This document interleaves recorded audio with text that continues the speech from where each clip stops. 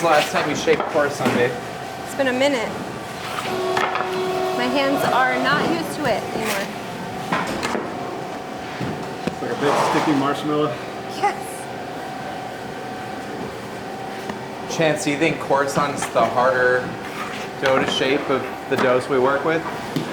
I would say Khorasan is definitely a challenge just due to the hydration, but for me, I'm up there with baguettes. Got it. Yeah. Baguettes. That is a hard one for a while. For technique, it's hard. Yeah. Yeah, because you gotta realize that you're using like different pressures in almost every bit of your finger and hands. It's like drumming. Yeah, there you go. So apparently there's a trick to this dough divider, a double tap. I'm still learning. You have to tap it up twice. And then dig into the center pieces. I'm still nowhere near as proficient as Dave at it.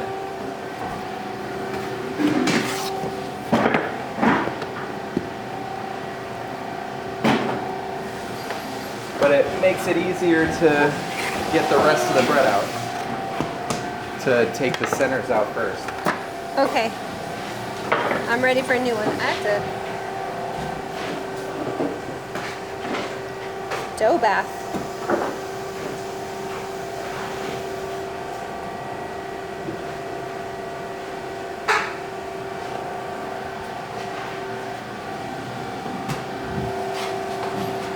Do you think Khorasan's our stickiest dough, or is it ciabatta? I would say probably this one, yeah. It's like almost like oatmeal-y, you know? Well, literally. Like it literally contains a porridge. Yeah.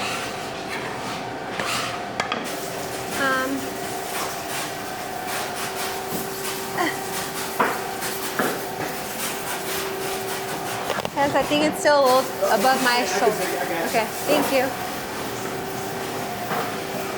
Can we put Ben on dishes? What's Ben doing? I don't know what he's doing right now. I don't know, who's faster between them at shaping? Maybe actually Ben, I don't know. Has Benjamin shaped this week, Dave? He did a little bit yesterday. Do you I think that was his first time since he's been back. You feel like it's like riding a bike for him, or does he have some practice to do? There's still a small learning curve. But All right. it was just a matter of tension. Yeah.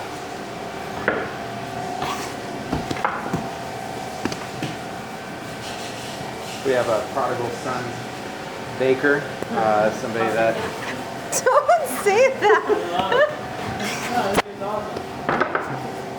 he joined like a bigger chain bakery for a few months, and I don't know, realized that home was better at proof, so came back just in time for a busy time of year, so we were happy to have the skilled, experienced hands.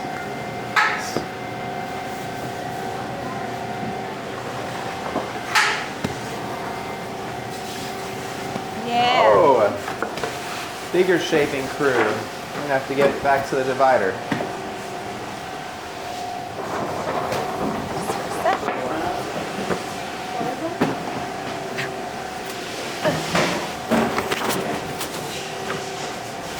I just want to stare at Charmaine. Charmaine, a year ago, you hadn't shaped a loaf of our sourdough yet, had you? Does it still feel like one of the things you're newer to, or do you feel like it's pretty comfortable now? And then I just That's how it always goes. Yeah. That goes with that. Removing these center pieces is a skill that requires Dave sometimes.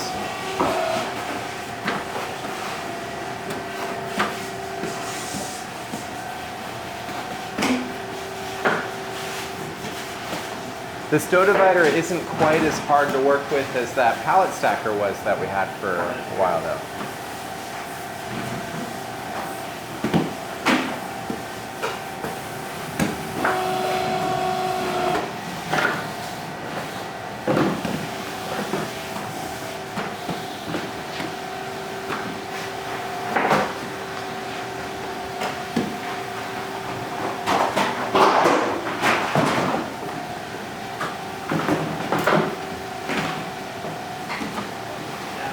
Oh yeah.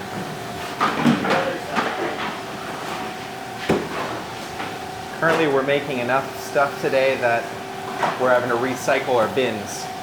So Dave is immediately loading dough into the bins that I'm scaling out on the shaving table. I guess it means we need to get some more bins soon. Isn't Logan actually doing that as we speak? Yeah.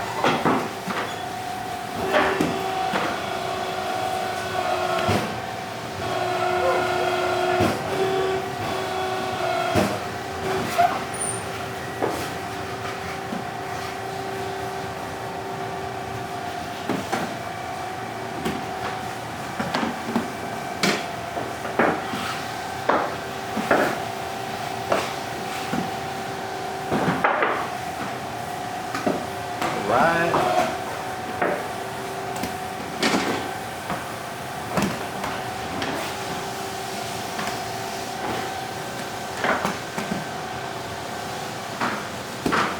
Last week I did this divider for the first time in a while. It's, wow, I've gotten bad at this skill. We added a few modifications to the process over time that I wasn't very well briefed on. Starting to get the hang of it again. It's more or less like riding a bike.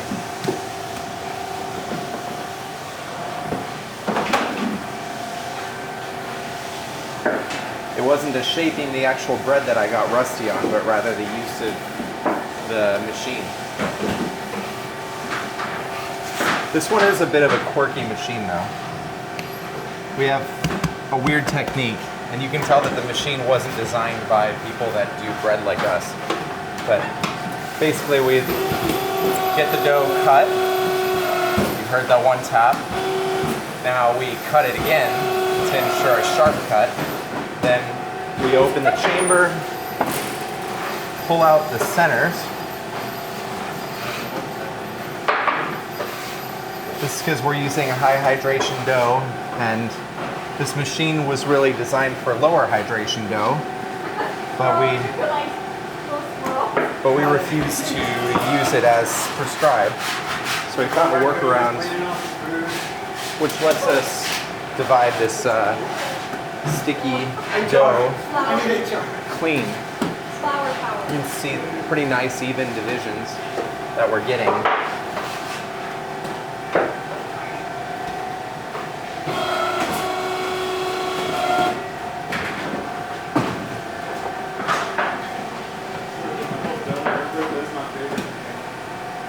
Oh yeah. This is so pleasant to touch.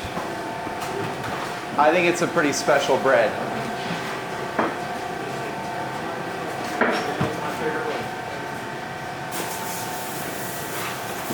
Anyone else? Khorasan is their favorite? Oh wow. All right. So you all heard it from the team as a whole. Everyone resounding. Get a Khorasan loaf. Don't stop at country sourdough.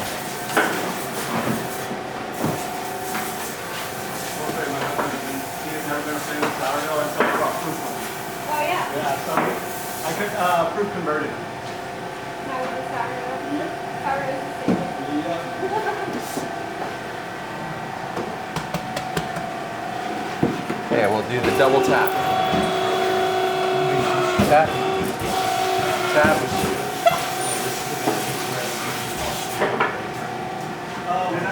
When we went to Disney, we saw his bread, or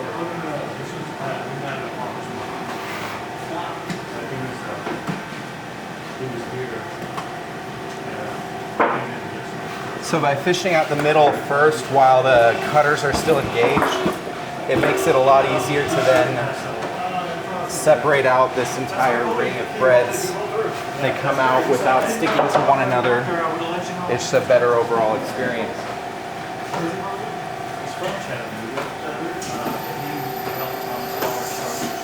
Today we are shaping a huge amount of bread. I mean, Dave, did you just finish the last mix? No, I've got one more sourdough and pizza dough. We're still mixing dough that we're going to shape today.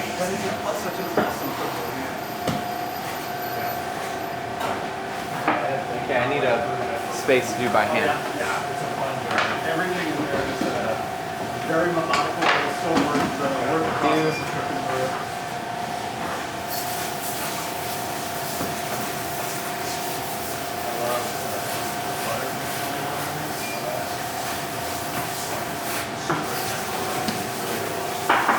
Is it like an American or Italian? Like an Italian wine. Okay, yeah. That's my favorite. Cook syrup and then I love. Khorasan's 800, right? There's still a few more spots up there. And I'm realizing now that I'm doing everything like research. What's that? Because I'm realizing now that you're doing everything. Not that time.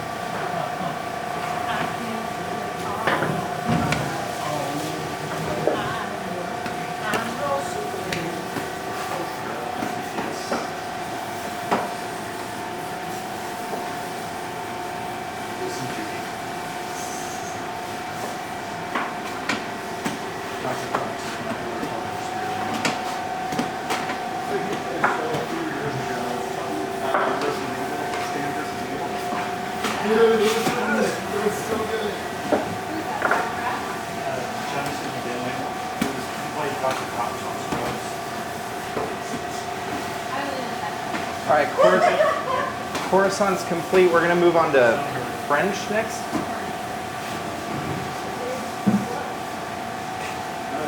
I didn't design the flow.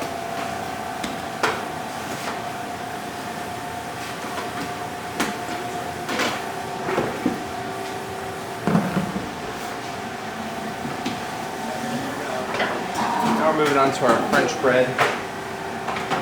These have been configured to also be divided through here.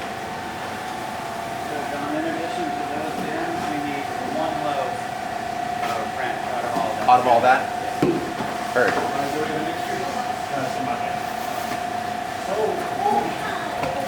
Our French bread is enriched, meaning it contains butter, contains milk, and a touch of brown sugar.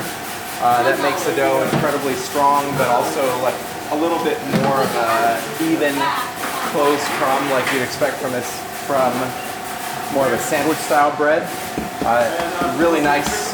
The French bread basically bakes in a different oven, giving it a nice crusty exterior versus the sandwich bread, but both are really designed for nice sandwiches.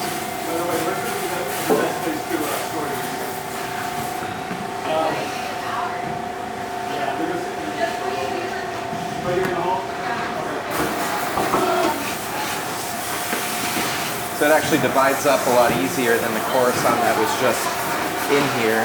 I noticed right away when working with milk and doughs that the dough had a little bit of a crisper cut to it.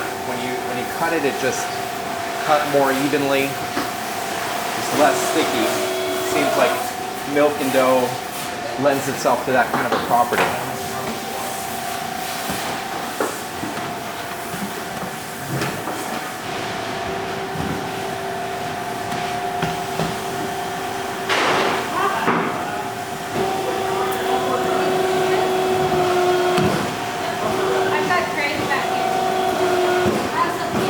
We're starting what actually amounts to a mega weekend at Proof. So we're getting ready for our normal busy weekend, and then we have a holiday midweek next week, followed by another busy weekend, which makes for basically 2 weeks straight of weekend-like activity in the bakery. What are those? Those are baguettes.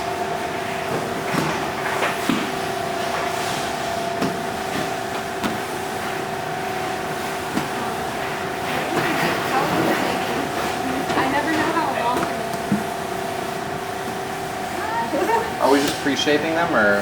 No, I don't think so. I was just figuring out the like. Again. Haven't shaped French bread in a little while? No. So what'd you determine as your way of shaping them now? See it in action? What's interesting is this French bread is nothing like an actual French bread. If you're from France, you probably don't understand this bread, but if you go to the American grocery store, you're used to like a fatter version of a baguette that's good for sandwiches and shaped like a baguette, and that's what we're calling a French bread. Also inspired by New Orleans, which makes bread similar to this, and everybody eats sandwiches on this kind of bread if they live in New Orleans and visit their local artisan bake shops there. I did not know Chances on the radio.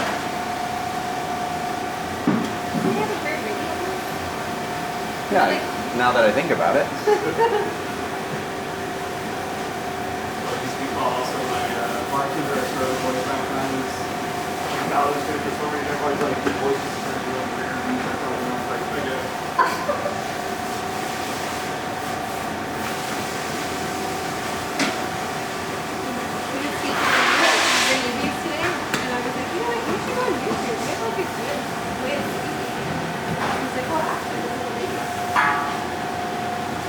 I had no idea. This is a little college DJ gig.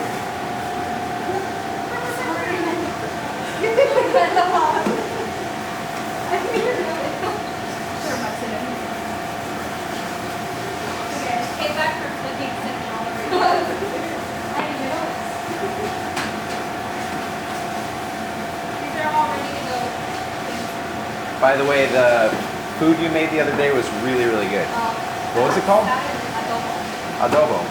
Oh, you do some adobo? Yeah. Can you explain that to me? Because a lot of the Mexicans that work here were confused because it tasted nothing like adobo seasoning. I was waiting for them to work qualifying for Spanish.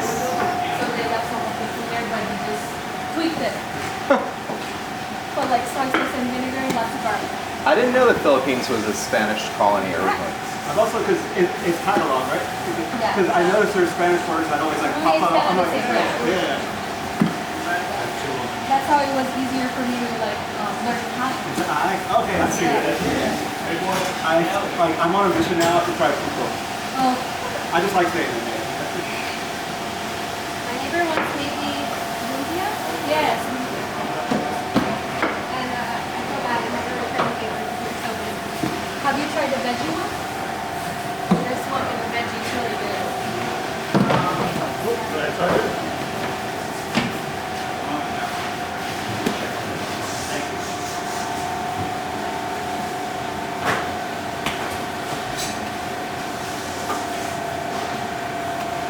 Last few weeks on this day, we've been making pretzels in addition to our regular production and letting them hang out for 2 days before the weekend in the cooler.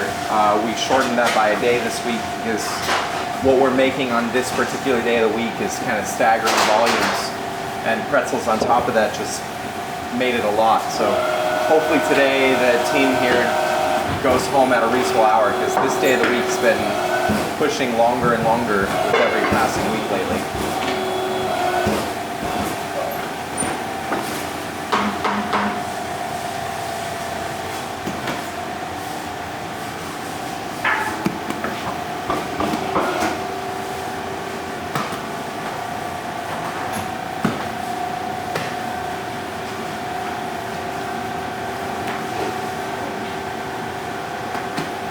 You can just drop it in off.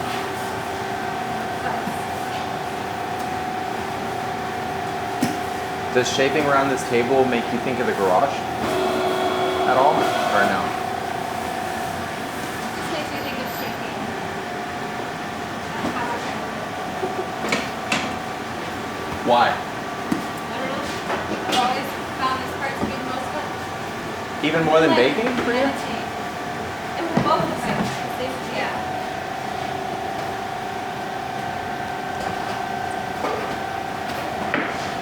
Does this work beat the finance work that you find yourself doing? It's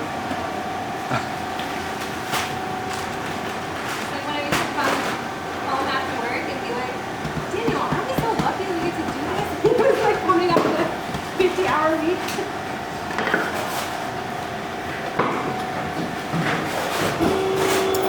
So what you're saying is we need like a CFO so that you can do more of this.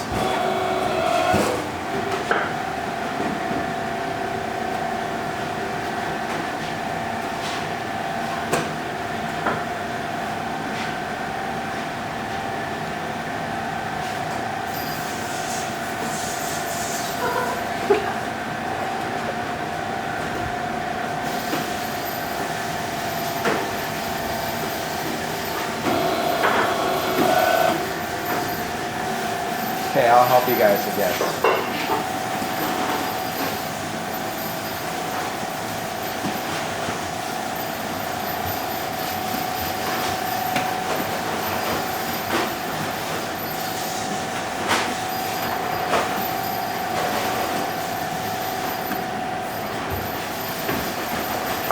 So we're just doing kind of this two-person flow right now with the French, which is kind of nice. Somebody can pre-shape and somebody else can just kind of finish the job and make them perfect, which she does to my loaves anyway, so I might as well just lean into this two-person workflow.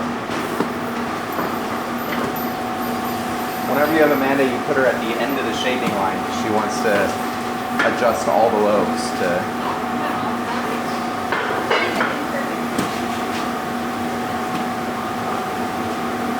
Now you guys all know she starts manipulating her loaf.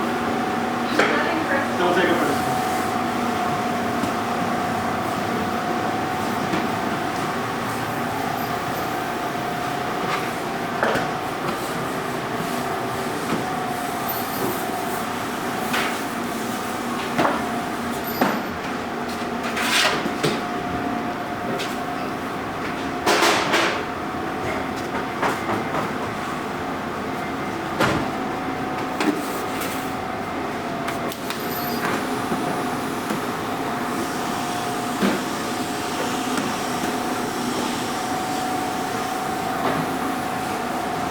Charmaine, what's your favorite bread to shape that we make? Baguettes. Oh wow. It's the most challenging one. Took me a while. Do you feel like you've got it down now? Yes, he taught me how to do it. He's actually quite good at baguettes. Yeah. He has a way. Yeah.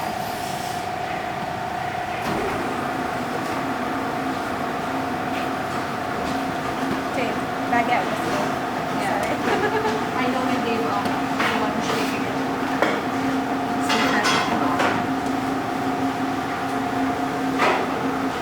I don't know why everybody struggles with the baguette scoring so much. Like, there will never be a time where I walk into the bakery after many years without still seeing like people doing it kind of weird. How many do we put on here? 9, 8, 7. 7. You were one away in that countdown. 9, 8, 7. I always feel like I'm having to ask all the little details that have been adjusted since I was shaping every day. Like, how many go on a tray of this bread? What's our scaling weight of this bread? Because it has changed a little bit over time. In my brain, all the like old numbers float with the new numbers. Thank you.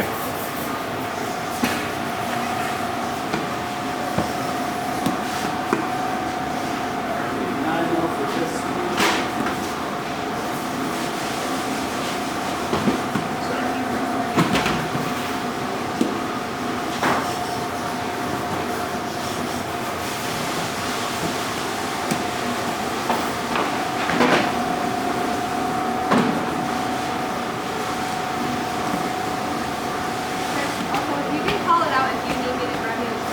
So you don't have to make it.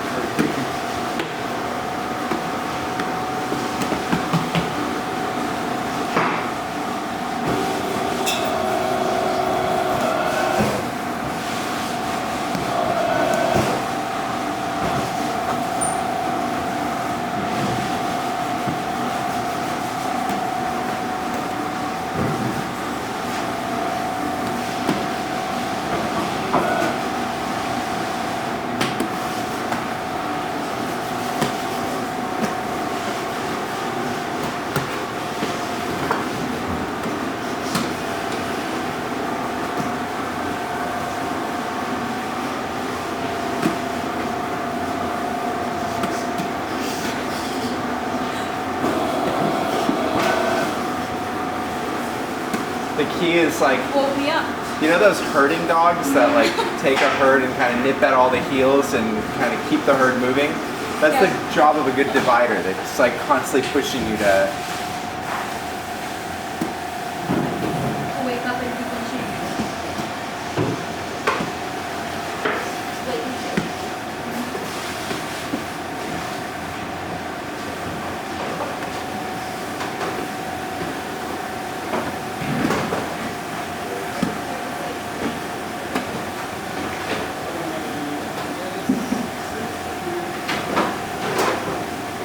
So we're through French. We'll go to Sandoz next. Do we have Sando pans already done? Yes. Heck yeah. That's like a standard thing that we do now, right? No doubt. I remember the days of scrambling to butter all.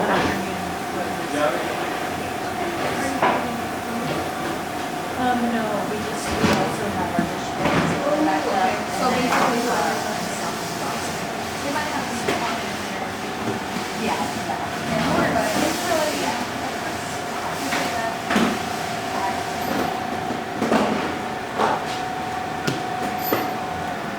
I understand your criticism there.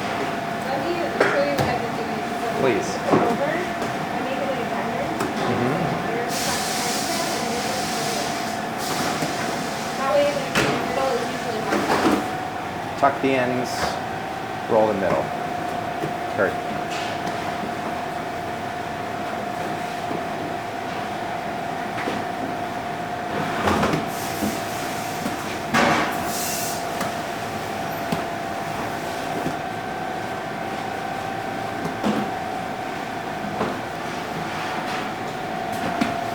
I like that. Thank you.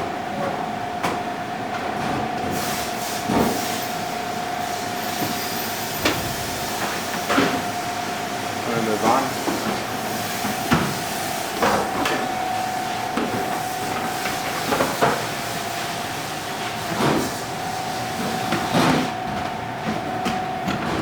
Did you get the one French fry out there? Doing it right now with the by hand. French is 700.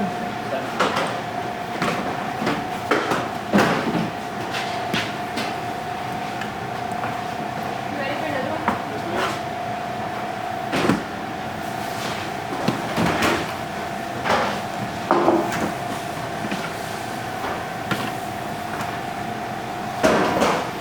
And then Sandoz we're up to 1,000. Alright.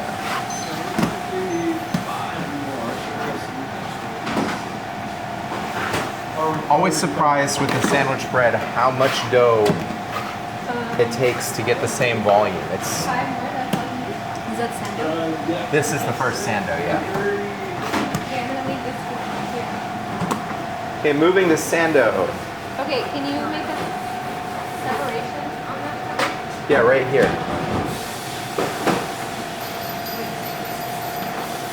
You want it more separated? Like you want Yeah. A wall? A barrier, thank you. A wall. Just say a wall.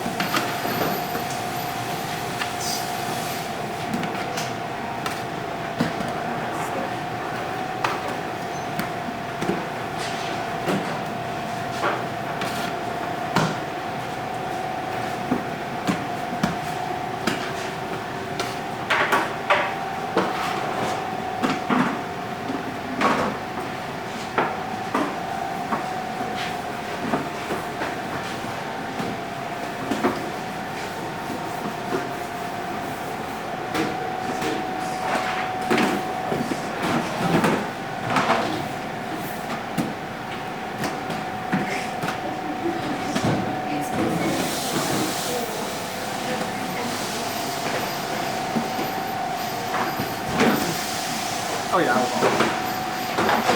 Oh, Dave, Sandoz are by hand, all of them, right? 5 minutes Or- out, you just like, yeah, if it's not, then shred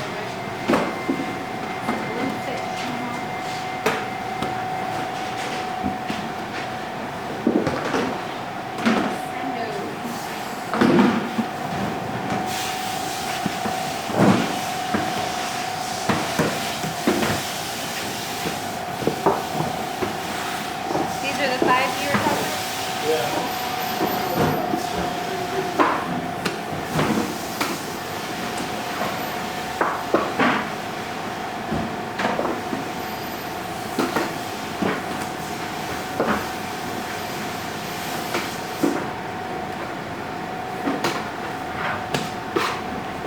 People don't realize that the buttering of the pans is actually one of the secrets to making good sandwich bread. Oil ends up somehow sticking to the pans. It's just not as good of an experience, plus the butter tastes good.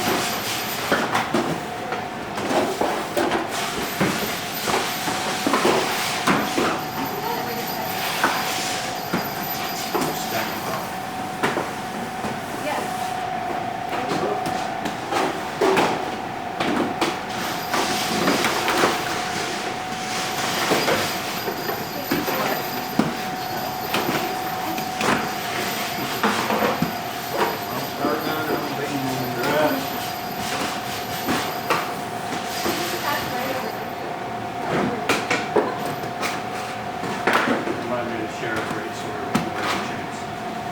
What's that? Remind me to share a great story. All right, I will. Now we're cruising. No longer have the divider to rely on. I got to keep up with all of you. Goes both ways. You know.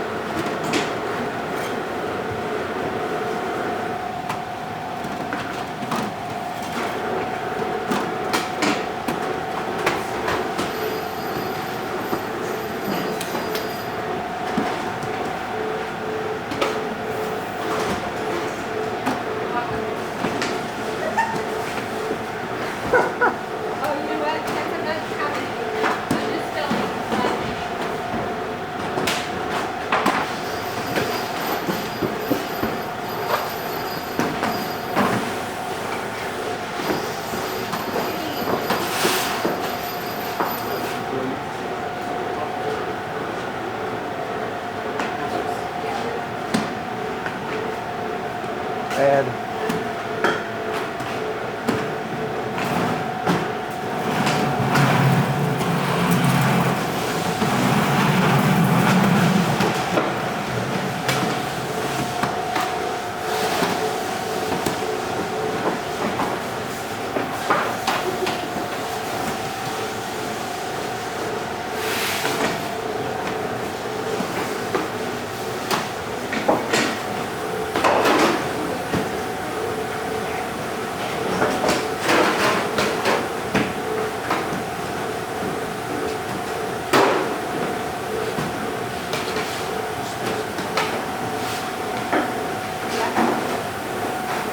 It's very satisfying to get the exact amount and be like one whole loaf ahead.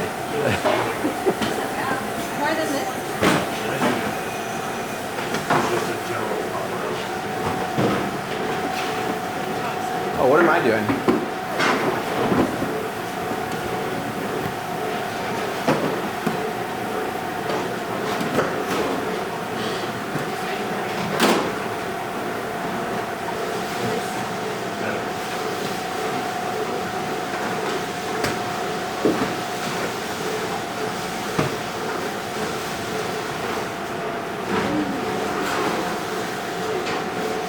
Can I get a QA check out, see how the top is? So good? Okay.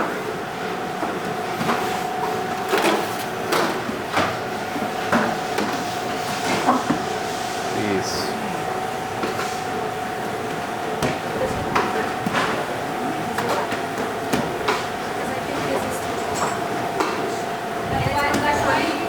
The worst nightmare of somebody dividing for a group of people is seeing the empty hands. You're fine. Seeing somebody waiting for you.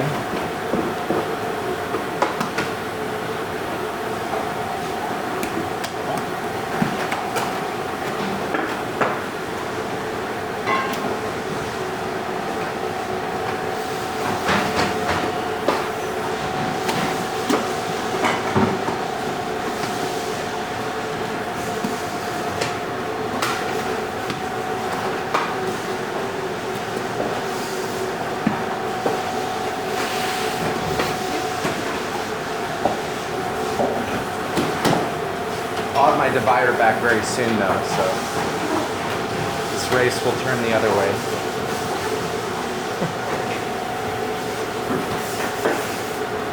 Okay.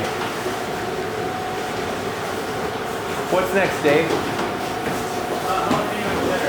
jalapeno cheddar for the divider? All right, hand. Never mind, no divider coming my way anytime soon. 700? All right.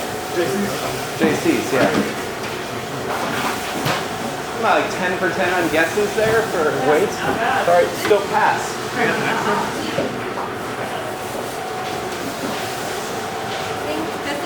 Maybe a full extra. And we buttered one extra one too, just in case. Because it's like 55 and 50. So I was like 81 French loaves and 54 sandwich loaves. We are cruising here. Moving on to another derivative of the same sandwich dough, which is the jalapeno cheddar. Make it a little bit different than in the past in the sense that the cheddar's smaller, and some people don't like that. I mean, the big chunks of cheddar were kind of appealing when they melted, but they also were very uneven in terms of making the jalapeno cheddar, so we're cutting them smaller and getting more even distribution. It's a better product, although, you know, every time we make a change, somebody's upset about it somewhere.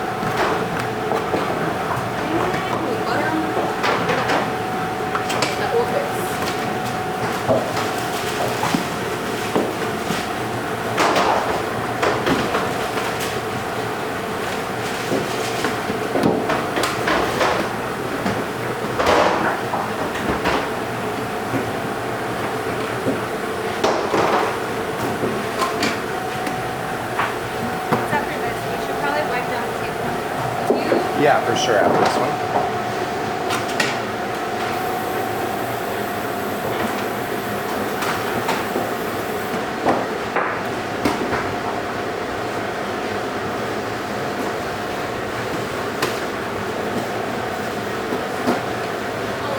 Ooh, it's very big.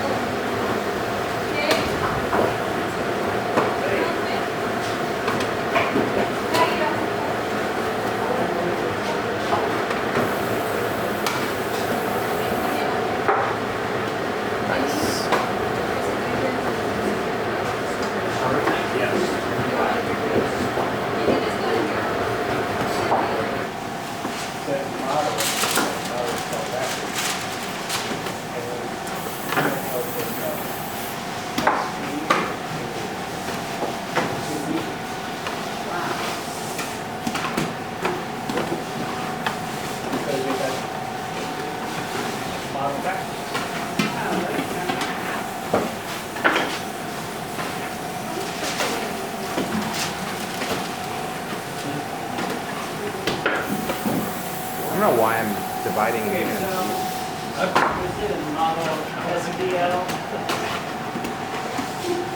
Like, I'm sure there's a reason. Trust the process. I'll just pass it further. 3014. Correct.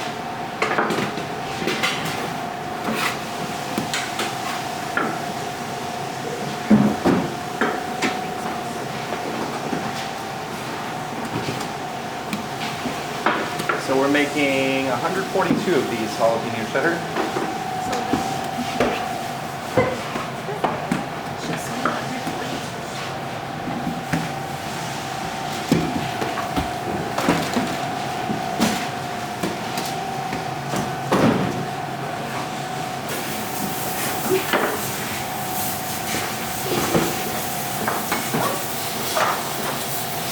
Did you guys know that pre-shredded cheese has sawdust on it?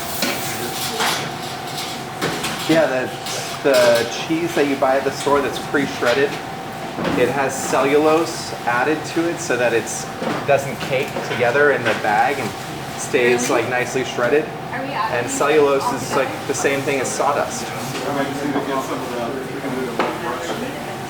Butter? Do you want me to get some? If you reach Scott, tell him I said hi. Okay. If you reach Scott at ABS, tell him I said hi. Give me a second. We made this one.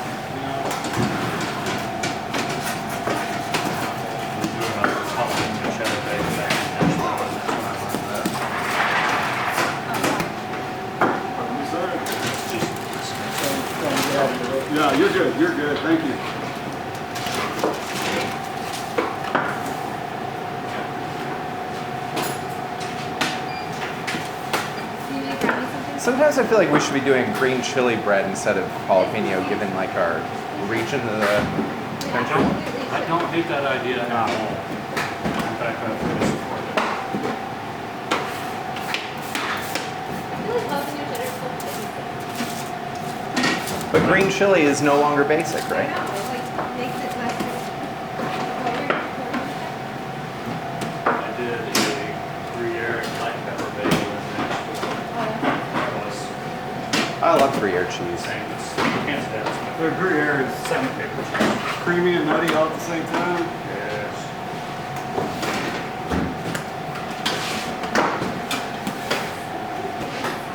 Easy. What? That's why I didn't even look up. What did I do? You did.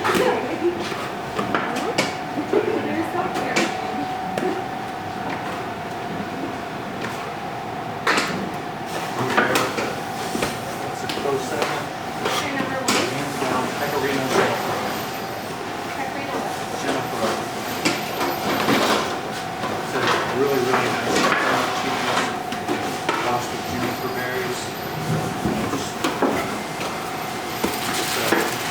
You know, juniper berries are like pretty common in northern Arizona in particular. They did not. People go juniper berry picking. No, we just don't have to, but. Yeah, I'm checking out Valentine's. I've never had juniper Jennifer. Let's see what this tastes like. Now it's your favorite cheese. It's my favorite cheese. This is. I'm gonna try it. So good. It's really hard to find.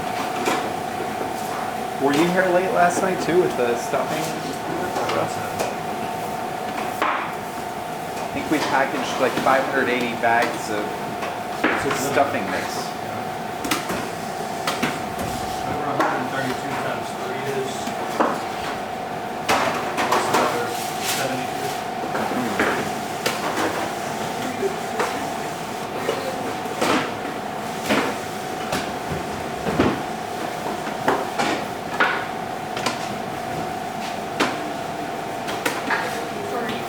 It's interesting being in the shaping room, not really knowing what the next few days are going to be like for me. We can toss it up. I imagine I'll be here again. Mason is E60. Oh, that's probably When's your first shift for holiday baking at Litchfield? Sunday? No, I'm not going to Oh, Tuesday. Tuesday, but I'll be there after. Oh, right after the holiday? Tuesday, so we have a day off. So you might also be here again in this room. Shaping. How are you feeling about the holiday run-up? There's been too many, but you just have to go slowly and carefully.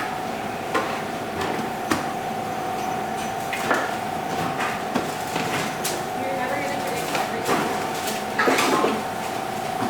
What do you feel like there's already any glaring things that we should have done differently this year? Actually, I think we've done a good job of learning from the last time.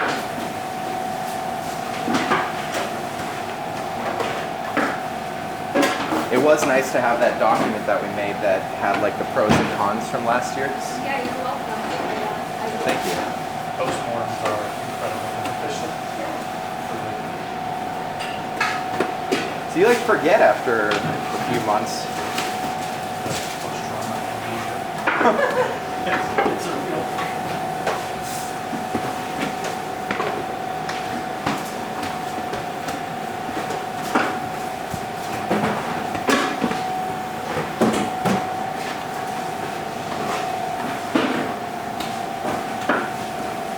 The big strategy, it seems like so far this year has been to get a lot of the extra work done after hours or behind the scenes with kind of special teams. We're putting a lot of the emphasis on logistics because logistics ends up being a few people that end up playing a lot of special roles in order to get the job done for a massive holiday push like we're encountering. Whereas the large amount of production, we're trying to keep it as stable as possible. because once the extra tasks start to overwhelm the force in here, let's say, the days just go from already being long, sometimes 11, 12-hour days, to something just untenable very quickly. So well in advance of Thanksgiving, we're doing things like packing stuffing mix, which is basically sourdough bread that's been cut up into strips. We made 580 bags, which resulted in hundreds and hundreds of loaves that we baked just to cut up into stuffing mix so that people can make higher quality stuffing at home with better bread components. But all of that's been done outside of the normal workflows by people that aren't typically occupied around this table, and hopefully that will be enough to kind of keep a little bit of balance.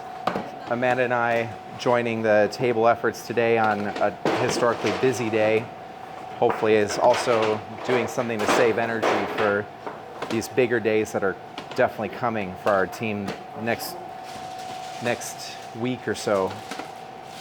And really the whole month, because another holiday's right around the corner and they kind of end up bleeding into one another. It's easiest to score your loaves when they're cold. We eat with our eyes first. You have to understand your audience enough to be able to say, like, I'm going to be charging a lot of money for my super crazy cool thing, or it's so cool and so creative that only you can do it, and then you don't stand a chance of scaling it. Let's go over what it's like to build a bakery from one person to many.